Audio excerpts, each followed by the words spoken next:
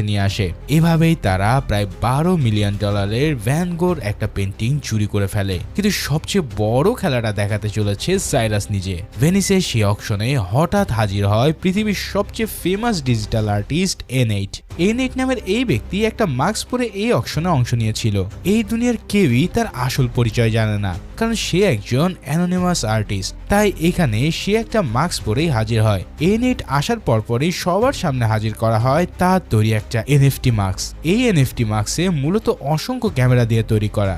এর মধ্যে থাকা এআই ক্যামেরাগুলো সহজে নিখুঁত ছবি তৈরি করতে পারে। এমনকি যার মুখে মাস্কটা লাগানো থাকবে তার কল্পনা অনুসারে ডিজিটাল আর্ট তৈরি করতে পারবে এই ডিভাইস। তো বুঝতেই পারছো যে এই এনএফটি অকশনের সবচেয়ে দামি জিনিস হতে চলেছে। এখন বিট শুরু হওয়ার পর অন্যান্য সবার সাথে সাইরাসও দাম হাঁকাতে থাকে। এমনকি সে $20 মিলিয়ন অকশন করে এই ডিভাইসটাকেও কিনে নেয়। এদিকে এত কিছুর মাঝেও পুরো সময়টা